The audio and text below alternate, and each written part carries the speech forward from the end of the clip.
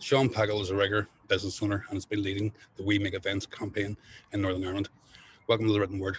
I'm Mick Drain, and this is Sean Pagel.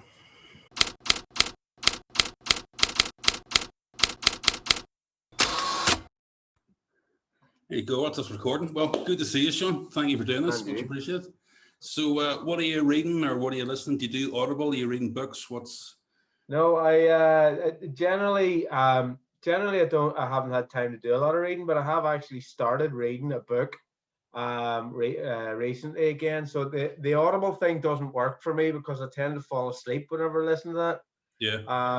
I would do a lot of podcasts, and I've been listening to, well, I've always listened to the Blind Boy podcast, but it takes me about 6 goes in a week, because it just keeps putting me to sleep. So for that reason, I haven't been able to do the whole spoken word books. But I'm reading a book at the moment which is exceptionally non-intellectual, so it'll probably be a bit of a disappointment. But it's called Soldier, and it's by a guy called Jay Morton. Right, okay. And Jay Morton is a guy who he owns an outdoor clothing brand, like all the sort of mountaineering gear and everything. Yeah. But is ex Special Services, ex SAS, and it's his book of his life, kind of getting to where he is at the moment. I don't really know what interested me in it. It was in Asda one day, and I just bought it because I wanted to read something. I'm kind of fascinated by what makes people tick and what motivates people. I would tend to be more into reading people's autobiographies, or at least biographies, rather than fiction a lot of the time. Yeah. Because I'm nosy. So I've been reading through that. I knew who he was because he was one of the directing staff on the SAS Who Dares Wins program. The thing where members of the public come along and try to be in the SAS. And he had been a mole sort of planted in it at one point, and that was his way in. But interestingly, the reason that he got the job was they hadn't approached him because he was ex Special Services. They approached him because they liked his clothes, and they wanted to use the clothing brand on the program, and ended up having him in it. So yeah, it's, what do I think of it? Not really taken with it, to be honest. I've started it, and whenever I start these things, I tend to finish them. But it's kind of it's exactly what you would expect from somebody trying to sort of talk and be a bit of a life coach, but they've come out of the SAS. Yeah. So it's very much it's very much the same. It's the same kind of life directing speak that you would expect from somebody which is probably what it is. What it is. I suppose when I bought it, I should have known better. I shouldn't have expected anything else. There was, my goodness, I bought this and it's written like it's been written by somebody from the SAS. Flip me, who knew? So don't get me wrong, the approach, I have actually read Ant Middleton's book for my sins as well at one point, and the two books are very, very similar, because it's just, treat people nicely. If you're going to be a leader or be a manager, because both of these people do management consultancy type work. So if you're going to be a manager, you've got to respect your people and get the best out of it. It's all the same kind of vibe, and they attribute their outlook on that to their time in the military. So that's what I'm reading. Before that, I was reading the Haynes manual for GMC and Chevrolet G20 vans, because I bought a 1988 G20 van. So that's kind of what I've been reading more than anything else, to be honest. Well, it's that thing, certain books jump out to you at a certain time. I often say when I've talked to some writers and stuff on this, why do you write things at a certain time? And it's Yeah. just certain things come to the forefront. And I think it can be the same with books. Like whatever mindset you're in when you happen to be walking through, you go, actually, this is going to help me in some way, or there's some interest in it. So I'd actually been whenever I bought that book, I don't know how this reflects, but when I bought that book, I'd been in Asda looking for a cookery book to buy my son. right. And I just went, oh, there's your man. He makes clothes. He makes the most expensive outdoor clothing I've ever seen. So because literally it's like £1,000 for a coat and 700 quid for a pair of trousers.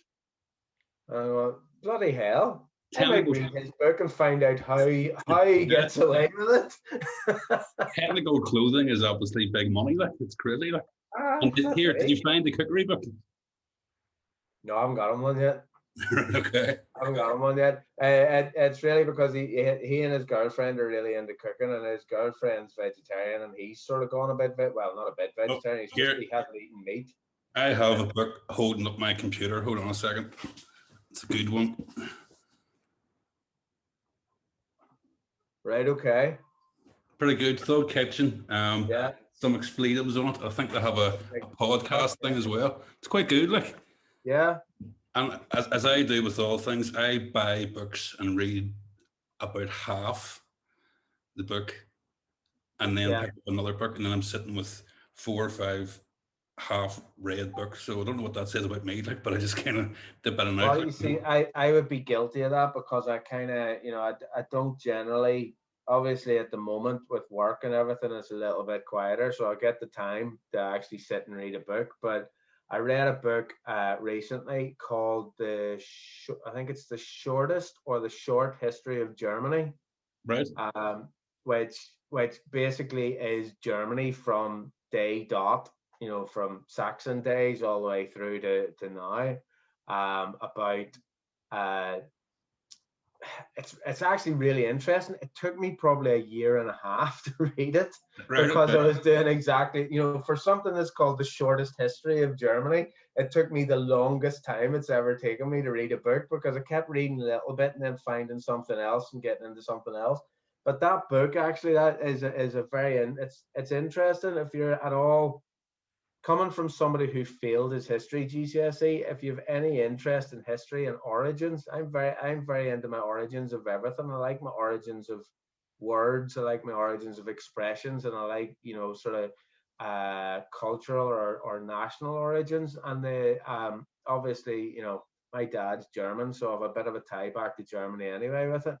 And interestingly, all the way through my childhood, I was Sean going to a wee Protestant school in the middle of a really Catholic area and having no affiliation with any religion whatsoever. So my fallback always, if I was in school and people were going, "Oh, you must be a Fenian, your name's Sean," I used to go, "I'm German."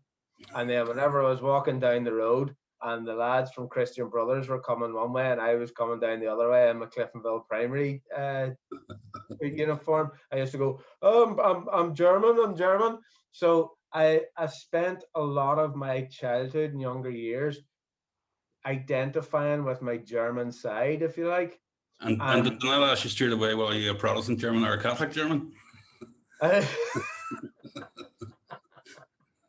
Well, you see, that's the thing. You got away with it as being a German. Regardless of the fact, my German grandparents were Lutherans, so I was a Protestant German. but yeah, so quite interestingly, maybe it's a very German trait. As a kid, I wanted to associate and identify with my German side more than anything else. And interestingly, from that book, you discover that Germany doesn't have the kind of noble, regal roots that you would imagine that a super nation like Germany has. They don't. They weren't the civilized people that people think they were. They were. There's quite an affinity between the Saxons and the Celts, for example, because they were a very similar kind of people. They weren't the Romans. They didn't invent civilization, and Germany didn't really have any boundaries. Germany didn't used to be a country; it was just areas. Bavaria was a country. And all of the different areas had their own kings, and you didn't have a king of Germany. So, yeah, and Germans themselves have this fascination with folklore, according to the author in this. I can't remember who the author is, but I can run upstairs and find the book and tell you. But according to the author, Germans have this fascination with folklore because they have this longing to have a history and a belonging that possibly Okay. doesn't exist to the extent that they hope for it, which I kind of found was quite an interesting thing, given that all my childhood I had wanted this belonging to be maybe mine was more for dig in the head avoidance rather than anything else. But yeah, so it was a much more interesting book, to be fair, than Soldier by Jay Morton. I was kind of hoping, part of me was hoping that before we did this podcast, I would have a bit of time to go out and get a real book that I could actually read the first couple of pages of, understand, and say, "Aye, that's the book I'm reading now." I'm reading Sapien at the moment. Well, I go through periods. I've been doing a lot of podcasts recently, listening to loads and loads of podcasts. So it was only this year I kind of thought, right, I'm going to buy a handful of books because I had, a box full of books when I was moving the house. And I kind of went, I haven't bought a book in like 3 or 4 years, which is bonkers. Like, another one I'm reading at the minute is, this guy, Jeff Thompson. So it's Right. Notes from the Okay. Factory Floor. So he's like he's a playwright and writer now, but he used to be, uh, in terms of mixed martial arts, he like trained with Chuck Norris, and he's going to be one of the most influenced mixed martial arts guys. But there's like Yeah. 40 or 50 books on it. But when I came across him a couple of years ago, it was just as a playwright. So the book is about him going from literally working on a factory floor, brushing the floor, and being a fairly violent doorman on a really violent club in Coventry to then, winning BAFTAs for films and writing plays and all Yeah. sorts of like. And so it's that biopic thing of 30 years of his life. Fairly interesting book, like total Yeah. maniac. Well, he's now very chilled, like. But it was interesting. I know you're into your jiu-jitsu, but he kind of talks about, he was I think he's a sixth or seventh dan or whatever in multiple disciplines. Yeah. But he had a massive fear of violence and competitions, and which is why he took a job as a doorman. And now more about he's kind of going down the more spiritual route of martial arts, and what that means and looking within. So interesting stuff. So tell us this: we make events. How did that all come about? What's your role within it? I know we'd spoken briefly as it was kind of kicking off, but I was doing other things at the time, so I kind of missed it, if you know what I mean. Yeah. No, well, Yeah, to be honest, I missed the start of it, Mick. In a brief kind of history of what happened back in March, 2020, there was I think it was the 24th, somewhere, whatever, that Thursday that was close to the 24th. I think it was the 24th of March, but that might have been the Saturday. I can't remember. But anyway, at the end of March, the clap for the carers thing started. yeah. The NHS thing where everybody went and stood outside. Um, the Saturday before that clap started happening, I got a phone call from a friend, Gary White, who runs White Productions in England, and he looks after kind of high-end events. Gary and I met working on Sports Personality of the Year whenever it was in Belfast in 15. And he would do a lot of work with the likes of the Formula One and those sort of high-end sporting events.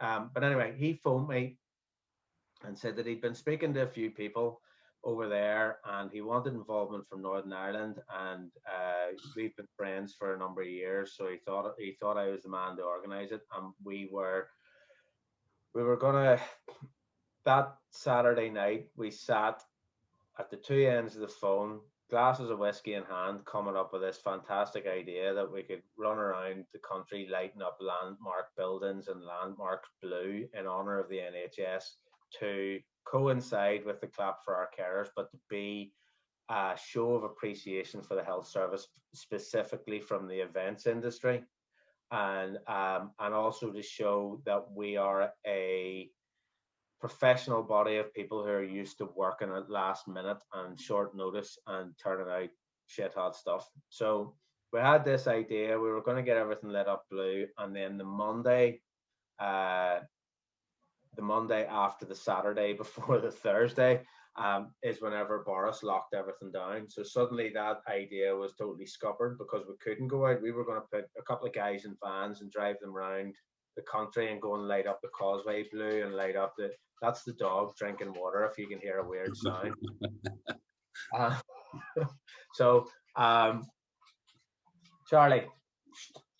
So yeah, that was the idea. That then had to change, and we had to start coordinating buildings that could light up blue, but without having to put people out on the roads and with all that sort of thing. So anyway, that light it up blue then turned into make it blue because we got to the day of the clap, and a couple of the Wednesday before we went, here, hang on a minute, tomorrow we light everything blue, then this is over. That's a bit of a shame because we've actually achieved something in 4 days. We've done something pretty massive. We got something like, I think the first week we got over 50 locations around the whole of the UK to light up. So we went, right, let's do something else. So before we even did the light it up blue, we had the make it blue campaign running. And in the first instance, it was my responsibility to try and get people from Northern Ireland faces from Northern Ireland to make a short video around the theme of blue with a thank you NHS thing in the end of it. And I got Glenn Irwin, the superbike rider. I've known Glenn for many years, and the family for about 15 years. So I got Glenn and Andrew Irwin, his brother, both doing it. I got all the British Superbike riders doing it. I actually got the organizer from British Superbikes to look after that for me. We had Sinead Brennan did it, Zoe Salmon did it. So we got a number of people doing that, and then we got that out into the rest of the UK. So that all became something. Make It Blue turned then into a bit of a global thing. It started happening around the world, and we ended up turning it into a CIC, community interest company, and a fundraiser to then filter money into specifically into mental health charities for the events sector. Was the benefactor from it. So we did a lot of work with that, and we got that going global, and it was pretty huge. Fast forward then from March to sort of July time, and Gary phoned me again and said that basically Plaza had approached him. So Plaza, Professional Light and Sound Association, had set up the We Make Events idea, if you like, obviously as a body to try to raise awareness and raise help and aid for those in our industry and the events sector who are being affected by COVID, and the fact that we can't get any work happening. So they had approached Gary. At that point, there were more organizations shouting the same message than you could imagine. So Gary's reluctance in the first place to jump on the We Make Events came through the fact that he said, if you've got lots of voices shouting the same thing but from different angles, you'll get a nod from Parliament and that will be it. It will not make any difference. So he basically tasked them to go away, get everybody else to come under one banner and come, and then he would help. So he had got in touch with me and said, they've done this, and we now want to run something across the whole of the UK again, but on the We Make Events campaign, and speaking up for people from our industry. So rather than a thank you from our industry, this was now a help us, a cry for help. I couldn't get involved at that point. That was in July, and obviously I'm a director of PSI. I have my own business, and I had poured so much time and effort into the Make It Blue campaign that I really needed to pay some attention to keeping PSI afloat. So at that point, I couldn't help them. I put them on to someone else locally. Malcolm Smith looked after a bit of it for me, but because of the timing, particularly here, venues all their staff were on furlough, so there wasn't really anything could happen in Northern Ireland at that point, and they were working towards the 11th of August, and on the 11th of August they held a huge event in London. They had people. Reporters on a barge which they sailed down the Thames, and they had actors and performers on the bridges, socially distanced, all wearing red, and it was a big spectacle, and it was a big media spectacle, really. And it was called Red Alert, and the idea was, if the government don't do something to help our sector, this is going to be the last show you ever see. So I couldn't be involved in that. And Northern Ireland's response was unfortunately quite small because of the restrictions at the time, and we couldn't get people out. Immediately, I was concerned that if We Make Events was successful and got help for people in the events sector, if it wasn't of as high a profile in Northern Ireland, then the 7,500 people who work in the creative industries and the events sector in Northern Ireland would be missed out. We wouldn't get the attention. So on the 13th of August, I got on the phone to Gary and went, right, I have my ducks in a row here.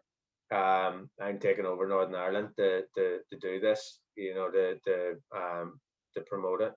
So that's where my involvement came from. We then staged a kind of show of numbers for our industry, because even now, even with the work that we've done with We Make Events, I don't want to get political, obviously, but politicians and the people who make the decisions supposedly on our behalf literally don't know who we are or how many of us there are, because our profession, our expertise lies in being invisible and not being seen backstage.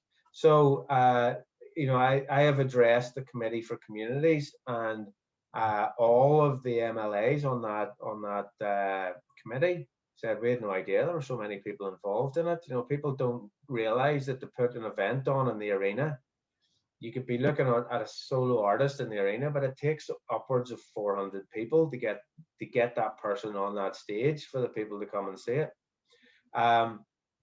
So that's what it's turned into. We then had a nationwide, across the whole of the UK, we had a target date of the 30th of September.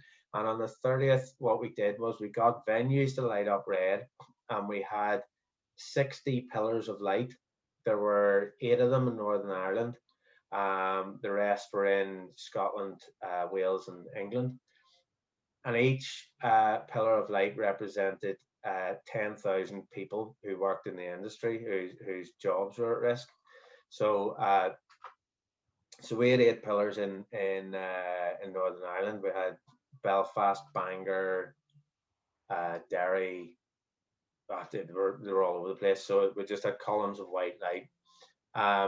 But prior to that, we felt in Northern Ireland that we were one step behind everybody else, because they'd had their big event in London, and Manchester on the same day as that had done their flight case push and everything, and Northern Ireland hadn't had the chance to kind of wave our fists.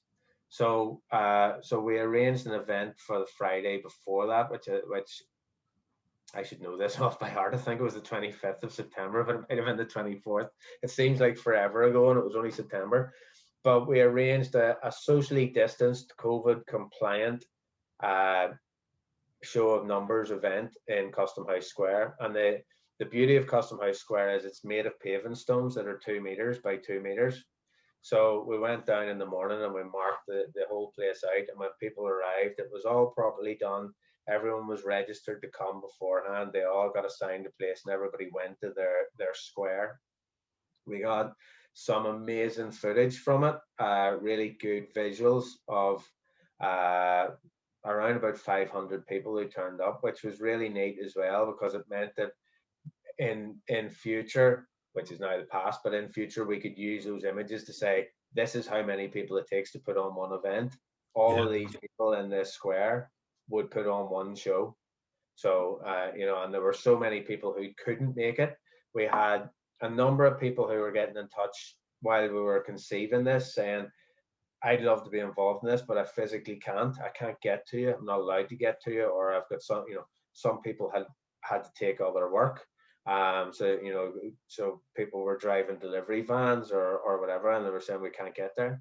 So we decided to then make a We Make Events logoed page with their name on it and their occupation, and give them a square as well, which then gave us, it meant that they were there. If not in person, they were there in name with us, and it showed the diversity, because we had everything for, the obvious things were crew and singers and box office and that, but then we had accountants, we had lawyers, we had all those people who aren't immediately associated with working behind the scenes, but are a vital part of any event. So we had that. We had the use of an apartment at the top of the boat building. We had the use of an apartment in the block beside Custom House Square. So we got different angles, and it looked really, really good. And everyone who turned up, did the shoot, dispersed properly the way they were meant to. We organizing it, we obviously were shitting ourselves that we actually set out not to invite the press. We were going to control the press ourselves, and the main reason for doing that was the last thing we needed was two guys who haven't, bearing in mind this is September, people haven't seen each other for 6 months. And you know yourself, Mick, in this industry, the people you work with are your family. They're not just your colleagues, they're your family, friends, closest buddies. And not seeing people for 6 months, it was an emotional day. We had 500 people together and everybody knew everybody else. And our absolute fear at the time was that, what if that guy and that guy haven't seen each other for ages come together and they get photographed standing a foot apart? So we didn't want the press there. We wanted to run the photography. As it turned out, the press had heard about it and it was a big buzz, so it couldn't avoid it. But everybody, every single person there understood what we were doing, understood what was happening, and behaved immaculately. They behaved like professionals, because that's what they are. It doesn't matter what. We've been trying all the way through this, with no disrespect to the 1960s style roadies. We've been trying to dispel the idea that people who work in events are just those 1960s style roadies. They're everybody. It's you, it's me, it's accountants, it's everyone, and you have everybody from all walks of life in it. So it was a body. We Make Events was a body that was put together to help and to try and get the message into Westminster. We're still doing that. I sit on the political group.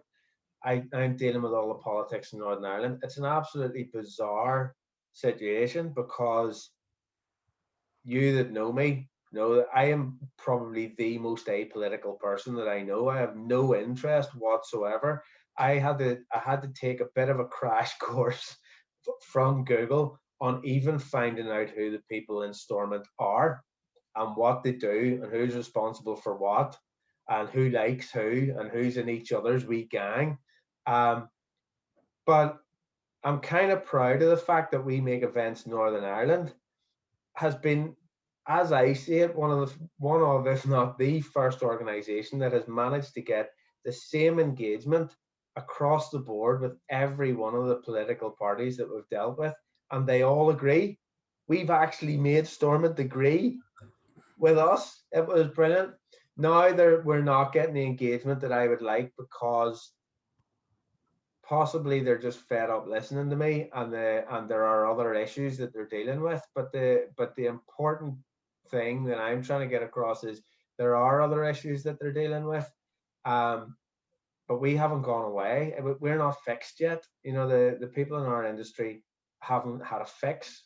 So they're still out of work. They still have no prospect. They don't know. We don't know when we're going to come back to work, because every other sector has at least either had a chance to come back or knows that at the end of a lockdown they're going to come back. We're not. We don't know when we're coming back. Um, and some people have got a little bit of work on streaming gigs. Some people have got a little bit of work on socially distanced gigs when they're happening. But it's not sufficient to sustain anyone. Um, so that's the message that we're putting out there now. And I am from Mr.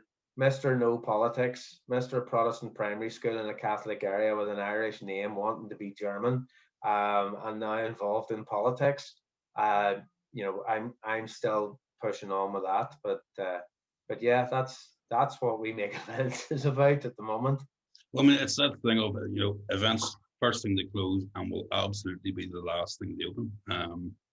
And the message that we've been trying to put out as well is the fact that our the economic value of the events sector to the Northern Ireland economy 2018-2019 was £486 million. The combined value of agriculture and fishing in Northern Ireland, and we are considered a nation of farmers, the combined value was somewhere around 780 million. So the event sector is worth well over half the value, or returns well over half the value, that agriculture and fishing combined do. And Wow. without wanting to get too controversial, with a much smaller carbon footprint, because agriculture contributes 25% of the greenhouse emissions in Northern Ireland. So that's a message that we've been trying to send home, to say, look, you've got to help us. Plus, this year, there's cause for celebration regardless of what side of the fence you're on. We keep having to say to people in Stormont and everybody else, our plight is not a green or orange issue. This is affecting everyone. It doesn't matter what people's walks of life are.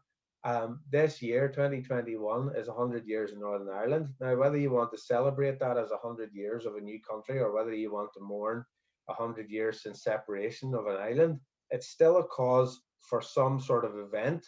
Yeah. And one of the questions I've been putting out there is, who's going to do your events for you? Who's gonna run those celebratory programs? Because there's not going to be anybody left if you don't help them. I suppose So the other thing as well is, the majority of the businesses in the event sector don't get funded. I think people confuse the event sector and the art sector. And 100%. obviously they do merge, but like the majority of people in the event sector have never had an arts council grant. Most of the businesses have never had an arts council grant. They have to Absolutely. be commercially viable on their own to last. That's a big point we've been making, and I actually just today I had to write another piece for Belfast Live, which will hopefully go out over the weekend, where I made exactly that point, because nobody was one off. The Northern Ireland executive didn't really realise that we exist, and the reason they don't realise is because we've been really good at what we do and we haven't needed money. And whenever suddenly we needed help, there was this automatic marrying up of us to the arts sector, and we are in the arts sector, of course we are, because we supply and therefore enhance that sector. But all the companies are also given an economic return to the country. So surely the Department for Economy needs to look after that as well. So there was instantly, you're part of communities because they look after the arts, but we're also part of the economy. And what's happened now is that the money that has been handed to the Arts Council to give out to companies, we're in a limbo at the moment, because we don't know. We won't know until next Friday whether those applications have been successful or not. But they're sort of going, well, your business, that's not really arts. your business, so you belong in economy, and economy are going, well, you're sort of arts, you belong, and we're being passed back and forth like a ginger stepchild, you know, where nobody wants to take the responsibility for any of us. No offense to ginger stepchildren, but we are kind of being handed back and forth, and it's the money that has been brought into the country and applied to our sector is nowhere near enough. Because I hate that, I don't want to harp on about it and stop me when I do, but you know, the latest grant, or the only grant that came out that supply chain companies for the events industry could apply for, was the Stability and Renewal Program, which for organisations, which is being controlled by the Arts Council. But there's £7.75 million went into that pot. Any organisation can claim up to £500,000. Okay, that's 15 companies could get that amount of money. There's 185 legitimate claims in at the moment for it. So it'll be very, very interesting on Friday to see what happens. But I imagine there's going to be a lot, my own business included, there's going to be a lot of businesses that are going to be very disappointed and not get what they need to make it through. And we're 10 months into this. In England, they've already got their first wave of the CRF, which is what that 33 million that came to Northern Ireland was a part of, that's been funded from. They've already got their aid. They got that back, I think, in August. Northern Ireland still hasn't got a first payment. They're now in their wave 2 of CRF, which is to take them from March forwards, and we still haven't had a penny of a payout here. So, but how many staff, both kind of full time and freelance, would you have had with PSI? What, you know? PSI, we've got 20 full time. Wow. We have, well, with more than that actually. We've 16.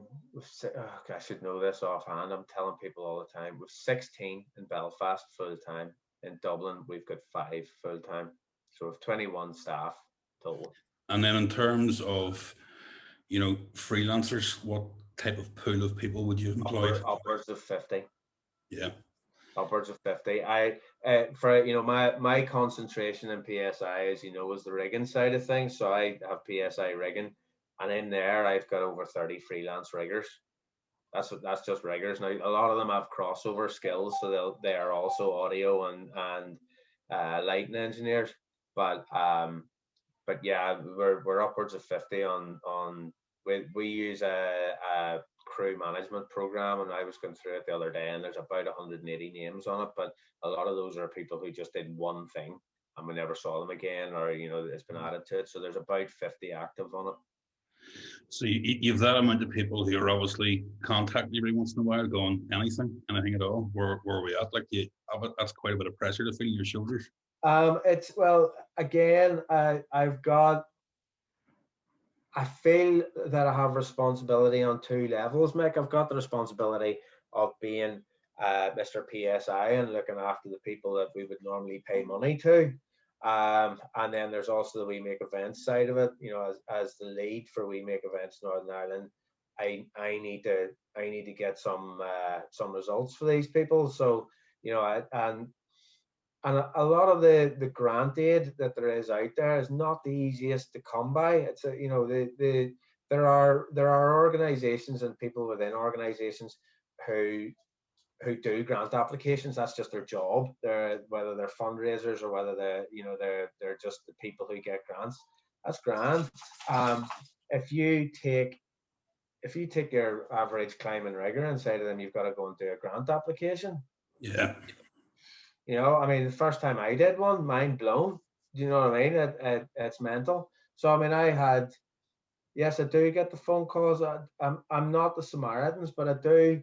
I care about everybody that works for me, because we're just a family. We work together all the time. We're in each other's pockets all the time. And I, you know, everybody knows my phone's always on. Anybody can phone me any time of the day or night. And I'm there to talk. And I mean, all through from the first lockdown until quite recently, where I had a twice weekly Zoom pub, which started out as a thing just for my freelance riggers to get together. It turned into a pub quiz. It got to a point that people were fucking sick of pub quizzes and didn't turn up because they didn't want to do a pub quiz. And we turned it back into just turn up and have, see how much you can drink in one night and have a laugh. That's really important to keep people's mental health going. And I had one guy he's not, his plight is not a good one. He's newly self-employed, so there was nothing until the newly self-employed support scheme came out, and he's applied for it, but we've not heard anything.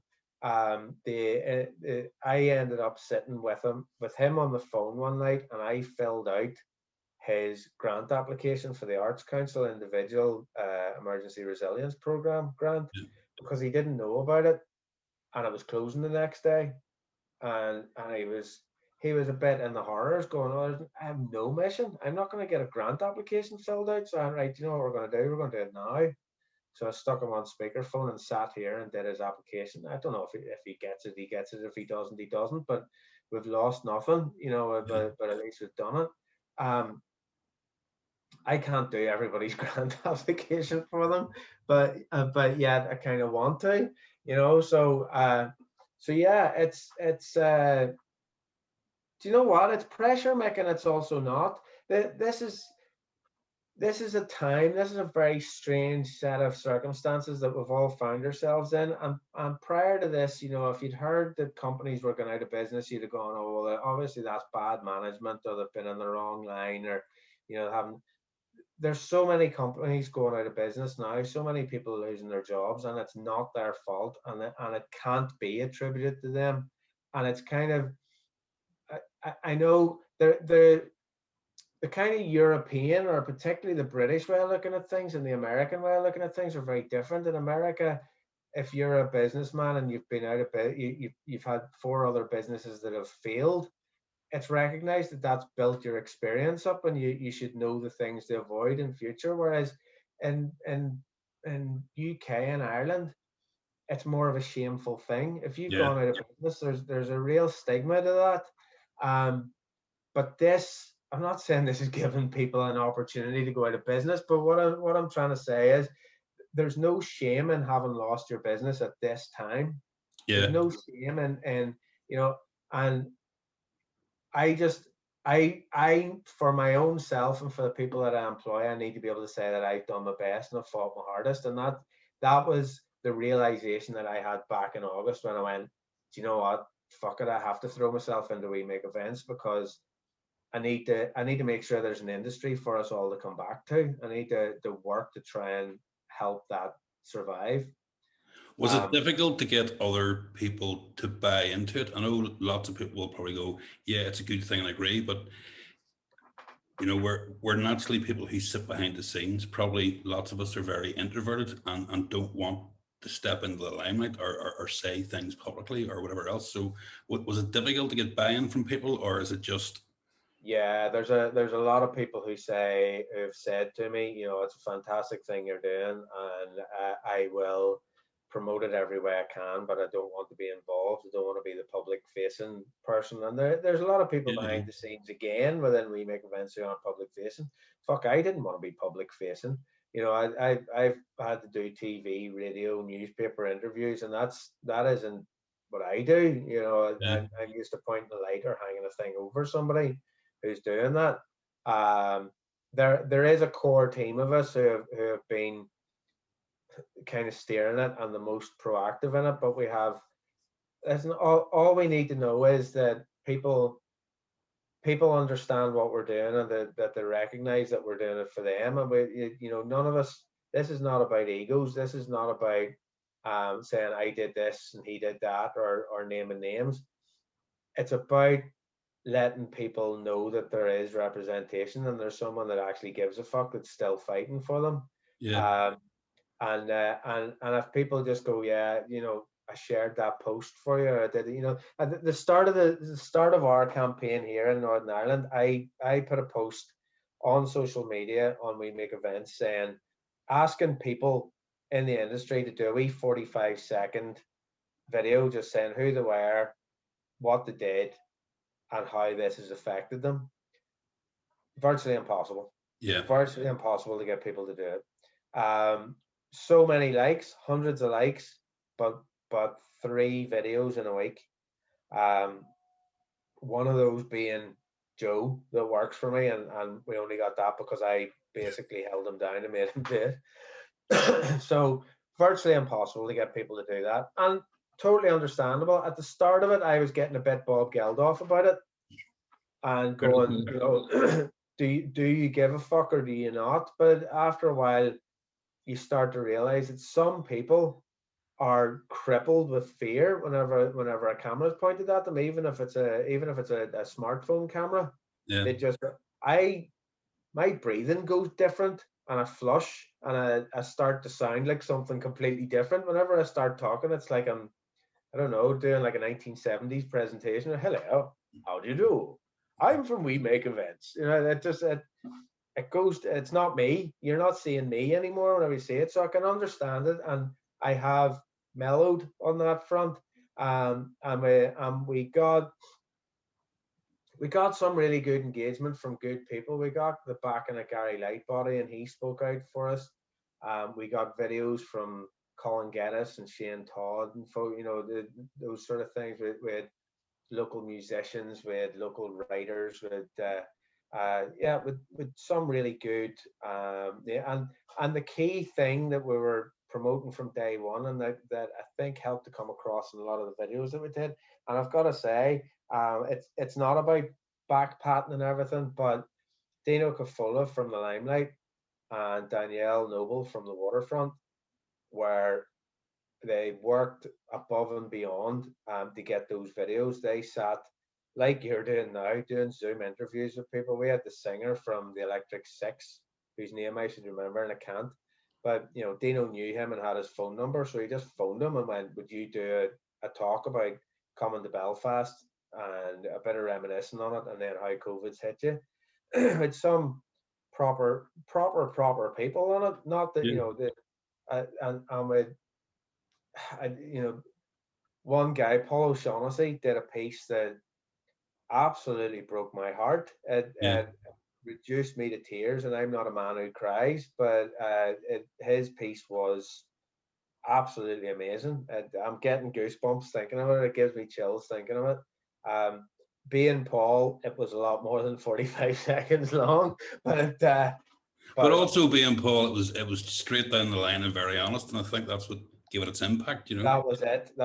Absolutely.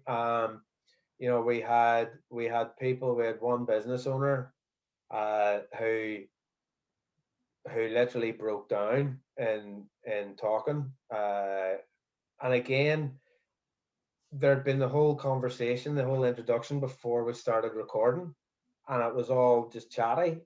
But as soon as the recording started and we went, right, how's this hit you? And then it was like a realization of the impact that it was having on him, not just on his business, on himself, on his family, on the people that he knows and loves. And it was too much, and we had to stop the recording on it. So engagement wise, we've had very good engagement. And how involved have people got? If somebody has shared or liked a post on social media posted by We Make Events, in my eyes, they've got involved and they've helped. Every wee bit of pushing the message out there. If you put the message out and it's the same 100 people every time are seeing it because you post it and I post it and somebody else posts it, and then someone else posts it and one more person finds out about it, then that's it's a chain reaction, and it's helping. So I honestly can't complain about people's engagement. We've had no bad reactions from anybody. We haven't had anybody going, "Oh, you're just a bunch of fucking glory seekers" or something. That actually hasn't happened. A few comments whenever we did our event in Custom House Square from people outside of the industry altogether. Some things like, it's lucky it happened at 1 o'clock because none of you lazy bastards get out of bed before 12. Go and get a proper job, you scumbags. Right, okay, great. Yeah. But you're going to get that, I suppose. So yeah, it's it's a harder one now, Mick, because we don't have an event to work towards at the moment. We don't have a big public happening. We are constantly working in the background because we're dealing with, or trying to get dealing with, media and with politicians and that sort of thing. But that's all stuff that you don't see. You don't know Yeah. what's happening. You don't know, and And there's but also, I mean, dealing with media and politicians is a whole different skill set that other people have as their full time job. You know what I mean? yeah, We have exactly. trying to get people who deal with media and politicians to put on events. It's a different thing. So Yeah, I have had to learn to wear so many different hats since August. It's mental, and I mean, I've worked in most disciplines within the event sector at some point in my life, um, but I've never had to do the extent of what I'm doing, and we make events now. But there you go. Hopefully it'll not be in vain. and in terms of whenever we do reopen and whenever events do come back on, do you think the We Make Events thing and looking at mental health specifically within events will be a positive thing that the events industry, whenever they do make it through, will be in better shape or have a better understanding? Or Um, Mental health within the events industry has been an issue anyway. That yeah, there wouldn't be the likes of music support and those mental health organizations that are aimed specifically at the events industry. Those wouldn't exist if it wasn't a big issue. We've lost so many really talented, really important people over the years, and it's become more and more of a scourge within the industry. Um, Talking the other day on I do multiple meetings through the week with the main campaign and We Make Events, and I was on the politics group the other day, and one of the other members of the politics group based in England was telling an absolutely heartbreaking story about the fact that he had been on the phone the night before with a guy who would normally work with him, who had phoned him for no other reason than he was just telling him he was going to kill himself because he couldn't go any further, couldn't get any help, couldn't get financial help, couldn't pay his bills, couldn't pay for his family, and this is the way he was going to kill himself. And the guy spent hours with him on the phone, and as an upshot, the guy hasn't killed himself. Um, but how do you deal with that? How do you cope with that? And the majority of us aren't trained, and there are so many organizations now, again within our industry, doing first aid, mental health first aid training, and it's something that our industry, I think, is really good at adopting and has really noticed it. Whenever you go to any of the trade shows, the plaza trade shows or anything, there's always now a section on it. Seminars on it and first aid training and consultancy on it. Again, groups like music support started 2 or 3 years ago. They started putting like a full private tent up backstage at the likes of Glastonbury and Reading and Leeds. It's not for the public, it's for the people who work the events, who felt everything's too much, that they could go and chat with someone or even just go and chill out on their own. That wasn't their tour bus and they weren't going to be hassled by the people, that they were having to put a face on for every day. Um, our industry is being impacted so heavily. It's already an industry with that kind of mental health problem because you're working 24 hours a day, 7 days a week, really.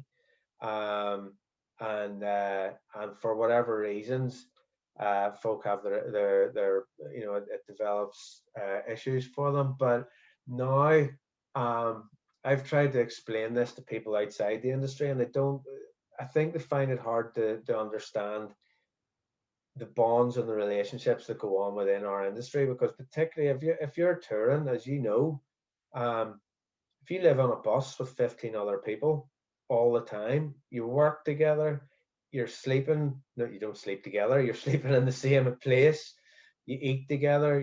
You don't have any time away from each other. You literally have to be a family. You're all working together.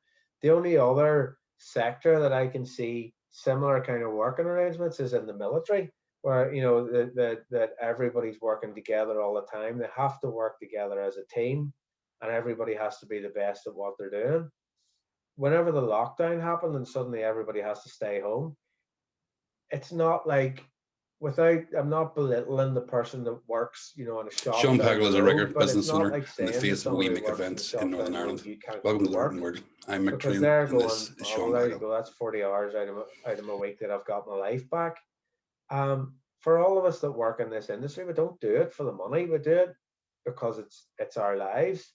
So to tell people that they're locked down, they can't go out, they can't go to work, means your life has to 100% stop. You're not going to see your family. You're not going to see your friends. You're not, you can't do the thing that keeps you sane. Um, so it's having a massive effect on mental health of the people who work the events. But also, we've got, what's really important to remember is, what do? We provide the release for the general public who have the weight of the world on their shoulders all week and want to go out and see a comedy, or go and see a play, or go and listen to music, or see their favorite band, or whatever. That's the release. That's your mental health pressure valve, and that's not been there. All the people have had is live streams of, Biffy Clyro kept it up, or the singer for Biffy Clyro, I can't remember his name, but he did his little acoustic set once a week, and he had thousands of people tuning in. But it's not the same sitting in front of a computer screen watching a guy playing a guitar, Yeah. in comparison to sitting in an audience watching that same guy in the same room as you at that moment. It doesn't give you the release. And I struggled. I really struggled for the first couple of months, because I am 70% plus out on site with my job. I'm not an office person. And suddenly 100% of my time was spent sitting at this table in my kitchen working. Um, and that becomes this becomes your office. And then you go to your living room, and even to go and get a cup of coffee, you've got to walk through your office then. So you can never detach from it. And it's a part of the job for me that's not my job. So, so I really struggled. And as soon as I was allowed and able, I started to go to the office. I was doing the exact same work, but it was just a change of scenery, and I needed it. So, um, Yeah, it's a big part of, a lot of people work in live events because they don't want to sit and look at a computer. They don't want to sit yeah, in an office. yeah, Well, whether you're full time with a company or freelance, it's that thing of, yeah, you can be on a or tour with the same group of people for a number of weeks, but you might also have a week where every day you're in a different location. And yes, yeah, every day you're doing 12 to 16 hours, but it's that being out and about, meeting different people, doing different things. So to suddenly sit down and go, look at your MacBook, that's not your life. It's tight yeah, for people. Like, exactly. So I hope, whenever we come back, whenever we're allowed to operate again, I firmly believe that it'll come back with a bang. It's not going to be a slow trickle. There's other sectors. I mean, let's not forget the tourism sector. Tour guides and that kind of thing. They're just as screwed as we are. They haven't had a day's work since March either. Um, and their business relies on people coming from overseas. So they're while we say we were the first to close and we'll be the last to open, we'll probably be the second last to yeah, open, because I imagine that they're on for a much harder ride than we are. Whenever we're allowed to come back, the economic input will be rapid for our industry, and people have, particularly politicians, have questioned that when I've said it, and they said, well, public confidence will not have people back buying tickets. Little Mix announced their tour at the end of last year that they intend to go out in spring, right. and they had 200,000 tickets available for the tour, and it took under 24 hours to sell that tour out. Don't tell me that events aren't going to be able to come back with a bang.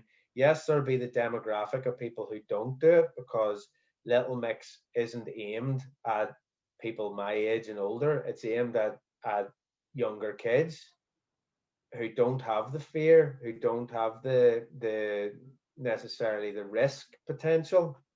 Um, but gigs will sell. I think it's quite funny. I think that the two productions that were in rehearsal who both intend to go out in spring are Little Mix and Genesis, because I think Wow. a friend works is the tour rigger for Genesis, Steve Armstrong, and he's had to redo all of his risk assessments, all of everything, even just that, they were in a studio for rehearsal, and then the hotel was isolated, and that's their bubble. The entire touring production was a bubble, and they can't go outside of the bubble. They can't see their families. They can't do any of that because Genesis, if one of them gets it, Yeah.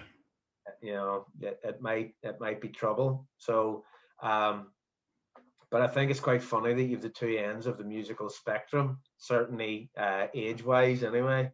That we're both intending on going out in spring.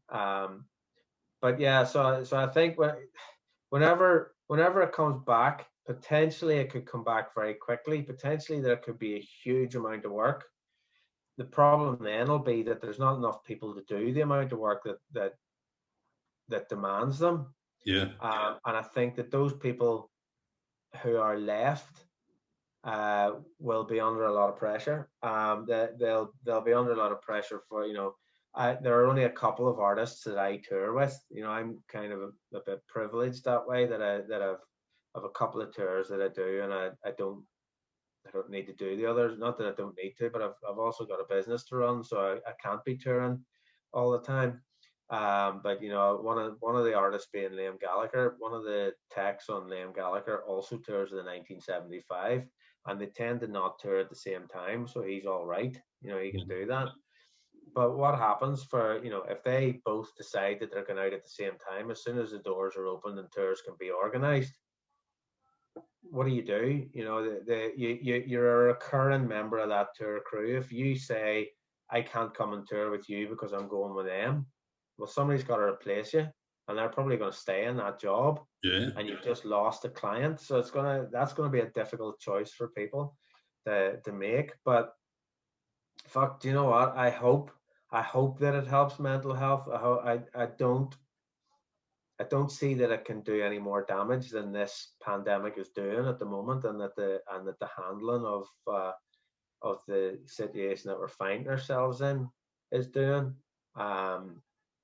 It's not good for anyone at the moment. Certainly. Well, so it's basically you reckon it's a case then of we've just got to hold on tight until it opens up, and hopefully that's this year. We've got to keep pushing for an answer. Yeah.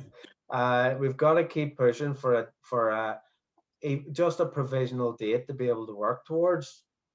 We don't know when anything. Hopefully it opens. 1975 released a statement in the second week of January saying that they were cancelling all touring for 2021. That's a massive statement. That's a massive, and in my mind, a hugely disrespectful and irresponsible statement to make, because 2 weeks into the year, you're writing off the entire year. You're telling the industry that you don't have confidence in the industry to be able to come back, or any hope for events to come back. Never mind the message that's given to your fans. What's it saying to your crew? A bunch of people who haven't worked for 10 months, you're giving them another 12 months of unemployment.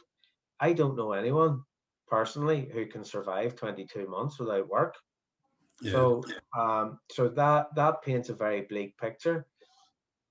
But we don't even have certainty on that. If the government, I read a thing the other day saying that the UK government are confident that every adult in the UK will have been given the opportunity to be vaccinated by autumn. Well, if that's the case, and if you think that's true, pick a few months after when you think the last vaccination needs to be done, and tell us that's the date that we can work towards. And and we'll understand, by and large, we'll understand if that gets postponed, but at least it gives us a date to work towards, and it means that we can actually try to organize the rest of our lives rather than people sitting in limbo or being scared to take other work in case their work comes back. I don't imagine there's many people in that scenario, to be fair. I know a lot of people who've left the industry and are doing jobs that they don't want to do, but have already said that they don't think that they'll be back to the events sector because they're terrified for stability. But there are not enough jobs out there to cover the people who don't have jobs day to day. Never mind the people who have lost their jobs in our sector. But I think, yeah, I think my message at the moment would be we've got to keep pushing for a date. But Laura, do you know what as well? I like to consider myself an optimist, and things are going to come back. We are going to get back, and it is going to come back really quick, and people are going to be really busy, and we just have to weather the storm. But I don't want to use expressions that Boris bloody Johnson uses. So I mean, events have come back in other parts of the world. Yeah, look at New Zealand. Yeah. 20,000 people in arenas. It's happening. The difference being the virus was handled in a different way, or management of the virus was handled in a different way. There's been a huge feeling here. Again, we're on an island. We could have actually made ourselves really safe, but the problem is the two governments, north and south, can't agree together to control the island. There's no reason why we couldn't have rolled out rapid testing, effectively closed the airports and insisted people be tested on the way into the place. What's the issue with that? In my mind, there isn't one. That's a whole other can of worms. It's a whole other podcast. But it didn't happen, and consequently, our hospitals are fit to burst at the moment, and Ireland has been reporting the worst infection rate in the world for a country that has, such a small population spread over a landmass, where Ireland has the worst reproduction rate in the world. That's shocking, and it's shameful. So, but we will come back. It will, it can't be allowed not to come back. It can't be allowed to disappear.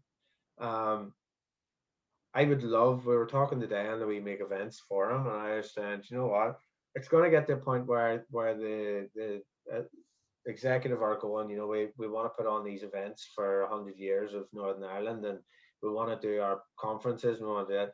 I would love everybody to unionize and just go, do you know what, no, we're not doing it. See how you get on with no events sector. See how you can do it, because do you know what? It's all very controversial that they're asking the military to come into hospitals, but at least they have doctors in the military. I don't know of that many lighting and sound technicians in the military. I don't know that many production managers and tour managers, and and maybe there are transferable skills. I might be being very naive, but I think it would be really funny to see the military being called in to try and run events. I think that would be one to watch. But do you know what? It's easy to sit in a position and say everything's going to be rosy. You were saying, it's stressful. It is stressful, and I stressed for the first months of this. I had a business to keep going. I've got all those people who, that we employ, who have all those families, and they have their mortgages, and you feel like you've got that on yourself. And then I got to a point that I had a bit of a release of relief, and I went, you know what, I'm doing the best I can. I'm going, I'm doing absolutely everything I can, and if it doesn't work, hopefully people can see that we're doing the best we can, and it's as I say, the pressure's off a wee bit for performance, if you like.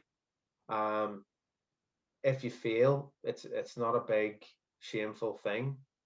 Not saying that if I did fail, I would take it particularly well, or that I would go, I'm not even bothered about that. But that's kind of mantra that I've been keeping myself going with. And apart from the current lockdown that we're in, I think it's been extended to the 5th of March. What ordinarily is your release? Is that where jiu-jitsu comes in, or training, or? Yeah, I've for somebody who moans about not having enough spare time and being as busy as I am,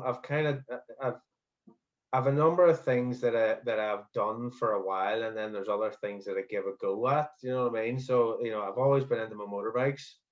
Um, I've done jiu-jitsu for years and years. I started just training in jiu-jitsu. I ended up competing nationally in jiu-jitsu for the Northern Ireland Sports Squad. At one point I was assistant director and then director of the squad. And that, for a physical release, martial arts is pretty good, because if you're having really good days, you can bounce about and be dead happy and chirpy and throw people around the place. And if you're having a bad day, you can stomp in and be dead grumpy and throw people around the place. So it's physically a fantastic release. So yeah, everybody has their releases. I mean, my kind of go-to thing at the moment, because obviously with lockdowns, or not even with lockdowns, with the whole COVID scenario, we've not been able to have close contact, and jiu-jitsu is very close contact. So I've been running for a number of years, and I really turned to my running and mountain biking over the past 10 months, because again, I used to ride motorbike trials, which was a brilliant mental release. Any of those physical things where you've got to concentrate on the thing that you're doing. If I'm sparring in jiu-jitsu and I start thinking about, oh, there's that gig, I need to build a list when I get home, I'm gonna get punched in the face while I'm thinking about that. If I think about it while I'm riding a mountain bike, I'm gonna hit a tree. And if I think about it while I'm running, I'm gonna trip over a curb or something, So all of those things are great mental release. Uh, Getting into running, my God, you see, runners, we must be the most neurotic bunch of people I've ever come across, because every single person I talk to about what's your motivation behind running, it clears my head. And I go, fucking, we must all have heads that are just full of glue, and we all have to go out running to do it. So yeah, and anything physical just to kind of turn off. But yeah, my big focus is, aside from jiu-jitsu at the moment, because I can't do it, we're not able to do it.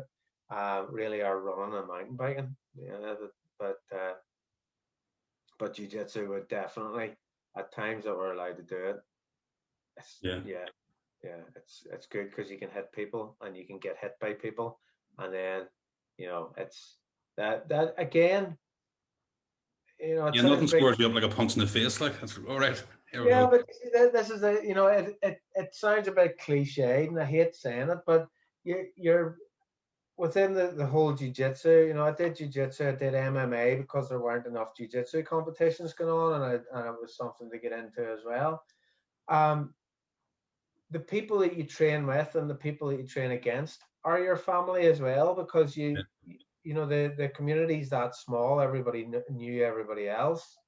Um, I was asked the other day, I can't remember what the context was, but it dawned on me for probably the first time ever that uh, the people I have hit the hardest have been my closest friends whenever I've been when we've been training. And I mean, within martial arts, okay, you're going to meet the people who just love to brawl and they just want to hit people, but that's generally not the motivation that people have to get into a martial art. It's certainly not the motivation that I had. I probably, large part of my motivation probably was going to a wee Protestant school in the Catholic area called Sean. That probably had a deep rooted reason for it, um, but you get all walks of life in it. Yeah, I have a friend, you know him as well, actually, Ivan Ellison. Yeah, yeah. Uh, yeah, Ivan said to me a number of years ago, he has young kids, and he sent me a message, and he said something that still rings very true to me. He said, I'm getting my kids into jiu-jitsu. I'm gonna get them learning martial arts as soon as they can walk. and I'm keeping them away from certain team sports, particularly football. And he said, in martial arts, you're not on your own. You're on your own on the mats, but you've got an entire team behind you at the same time. So the performance is down to you. But even if you go on those mats and you get beaten, it's all about congratulations at the end of it. You actually had the nerve to get up there and do it in the Yeah. first place. And the same can be said of boxing or any contact sport. Um, by getting in the ring or the cage or on the mats, you've already done something 100 times bigger than the majority of the people that are watching you before you've even thrown a first punch, kick, or throw. You've done so much more than anybody else who's watching. So generally, at the end of a competition, or at the end of a fight or a match, yes, the winner gets the glory, but there's glory for the loser as well because you've actually stood up there and you've done it. And the two fighters, 9 times out of 10, you can have all the trash talk beforehand, but as soon as the fight's over, you're in the bar with a guy that was punching you in the face 20 minutes earlier, and exchanging phone numbers and making friends for life. Um, Whereas my tiny experience of football is you've got a 15-year-old kid who follows a team, and that team's the best in the world until they lose a match, and then they're a bunch of wankers and they should all die. And the person who didn't save the goal is the worst guy in the world and is worthy of death threats. And the guy who missed the kick is totally bloody rubbish and should be sacked. There's a real negative vibe Yeah. towards the practitioners of those sports I that know you I don't. had done a white collar boxing thing about 7 or 8 years ago, and I was Yeah, actually looking. There's a is it Wimp the Warrior you call it? It's like a 6 month yeah, kind of MMA thing. So I think it yeah. was, John Kavanagh runs it. yeah, I think it was due. I'd looked at it before. It was due to, I don't know when it's going to start, but I'm half tempted just to throw myself into one of those to go, well, it's 6 months of training and, it'll do my head the world of good. Yeah, See how it goes. Like, and at the end of the day, it doesn't bother me if I went in the octagon and got put out cold within 5 seconds. I'll still happily bring my son along, and he'll still appreciate the fact that I got into it in the first place. yeah, You know. yeah. It's. I've kind of always involved myself. I'm not a very sporty person, but I've involved myself in activities that are about the merit of taking part or the merit of giving it a go. The motorbike trials, when I was doing that, you went along and you tried to get around without putting a foot down. And if you put a foot down, the guys just went, oh, I'll show you have another go later on. And you tried to do it better later on. You were always congratulated for what you did. You didn't have people stand behind you laughing at you and going, you are so shite at riding a motorbike. And unless it was your mates who were keeping you going, but you didn't have that. You don't have Yeah. people booing you. People don't boo motorcycle riders. Do you know what I mean? People, it doesn't happen. And the same with mountain biking. You go and you ride the trails and you fall off, or you don't hit a jump. You chicken out at the last minute, but so fuck. Do you know what I mean? People don't berate you the way you get berated in other sports. Maybe just because I'm a chicken and I just don't want people shouting at me. So maybe that's why I prefer those kind of sports. But it's just about the effort that you put in rather than and of course you do your best. I always did my best. I never went into a fight going, I'm not really bothered here. I did go Well, into a couple of fights where I didn't really know where I was by the time I got into the ring because I did 2 fights when I was doing MMA that I cut weight on, and I can't cut weight. yeah, it's And scary. The MMA cutting weight's a whole different thing. Like it's crazy. Like you don't do that in jiu-jitsu because you weigh in. In jiu-jitsu competitions, you could maybe be fighting 12 times in a day. So you turn up in the morning, you weigh in the morning, and your first fight could be in 10 minutes from you weighing in. So there's no opportunity to cut. So you have to fight at the weight that you're walking in at. yeah, But when I first started doing MMA, it was very small in Northern Ireland. It was a very new thing, and you weighed in, and then you turned up the next day and you fought at the same weight that you weighed in at, and then this weight cutting thing happened, And you're going, flip me, you know, UFC, Matt Hughes was the king of weight cutting. He could cut the welterweight, which is over here, it's like 77.5 kilos. And then the next day he'd walk onto the mats and he'd be 92 kilos. And you go, where the fuck did that come from? And suddenly you're against this guy who's solid muscle and not me. I was never against him. He's a UFC fighter. But I did 2 fights. One at 70 kilos, and I walk around at 79 kilos. So I had a week to lose 9 kilos.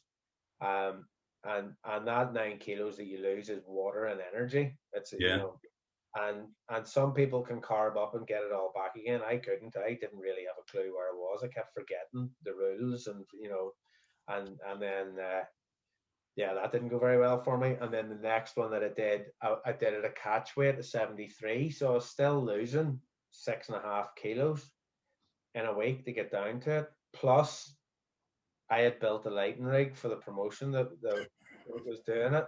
So I'd been in on the Friday in a hotel building a lighting rig, and then partway through with the guy I was working with, I had to go, I need to go and weigh in here. So I was in the middle of cutting weight. I hadn't eaten anything all day or drunk anything all day while I was building the lighting rig. And then I ran in, stripped my pants, weighed in, stuck my clothes on, went back out and finished fitting out the room. And then I went back the next day. And whenever I get into, I'd never been more hyped for a fight in my life. And then I get into the cage and I forgot where I was. And I literally got in and went, what am I doing? Oh, right, okay, I'm doing this. And it was, my brain went, my mind went, didn't know where I was, couldn't remember. I thought I was in a jiu-jitsu competition rather than MMA. So I actually I got a guillotine hold within 30 seconds and then went, oh God, no, you're not allowed that without an arm in, and let go of it. Right. And then in the second round got caught with the same thing, but didn't try to defend it because I was still in my mind going, the referee's going to stop this because he's not allowed to do that. And I stood there going, he's not allowed to do it. And then I passed out. When I woke up, I said to the referee, Peter, what the fuck? And he went, you're not in a jiu-jitsu competition, Sean. This is MMA. Oh, right enough. But so I couldn't cut weight. I was no good at it. So would you recommend it then? The Wimp the Yep. Warrior thing, or any of those kind of? Definitely. It's I recommend it. You know, again, you've people think it's a bit of a strange pastime. People who don't understand it and don't understand the ethos behind it do consider it a strange pastime. You know, we used to laugh, you know, between Brian, you know, for anyone who doesn't know, who is my partner in PSI, but Brian and I used to always joke about, because Brian's into his diving, and I was competing actively in jiu-jitsu whenever I first came to PSI, and we had arguments over who had the most dangerous hobby, and he couldn't see that he loses that argument. And to this day, I maintain he loses that argument. More people have died diving than have died from jiu-jitsu. Yeah, They've yeah. got them. I said, what happened? I can get knocked out and fall on the floor and break something. You'll get fucking air bubbles in your brain and your head explodes. Your pastime is more dangerous. And when we were getting like company insurance, he was most indignant that the first company wouldn't handle him because of his diving, but they had no problem with me riding motocross and doing jiu-jitsu. There wasn't an issue. So, yeah, I strongly recommend any martial art to anyone for clearing your head, for self-esteem. It's you know, a huge part of mental wellness is believing in yourself, recognizing your own value, and knowing yourself. And martial arts is a very good way of knowing yourself, plus being appreciated by others, because I guarantee you, I've not trained. You know, I've done martial arts for over 20 years, so over 25 years. and I could count on the fingers of one hand the dickheads that have come across, and the rest of the people have been just proper team players, and from every walk of life. So yeah, it's definitely a head clearer. It definitely is really good for kids. Gives kids the it gives them the self-confidence that you want the kid to have, but also the respect that a kid with self-confidence needs to have. If the ability to not, I don't mean it gives them the respect, it gives them the capability to respect people, or the understanding of how important it is to respect people and gain respect. It doesn't. I've had parents who said they wouldn't put their kids into jiu-jitsu classes because they don't want to breed thugs. Jiu-jitsu classes or martial arts classes do the exact opposite. I have seen kids come into our club who have been borderline problem children, who it's really sorted out, because the discipline in it. It's getting to a point of, kids come in and they want to be a black belt. I want to be a black belt, and they want to have deadly hands. Well, you have to understand that if your hands are your weapons, you need to know how to control those, and you have a huge responsibility with having those. Kids love hearing that. That's a great thing for them. And then they learn. Once you get to your black belt, you're starting to learn. Then that's the start of your martial arts career. But belts are unimportant as well. Belts don't exist in traditional martial arts. It's a totally westernized idea, because those of us in the Western world can't persevere at something unless we have some sort of a reward for the massive amount of effort that we've put into it. So the belt system was brought about, but there you go. But yes, definitely recommend it to any person, male, female, old, young. Definitely. Give it a go. Yeah. Well, look, Sean, thank you very much. It's been great to talk to you. I think I've beaten Dan Gordon. I've done that's like an hour and a half. You're up there with Martin Lynch. There you go. I felt me.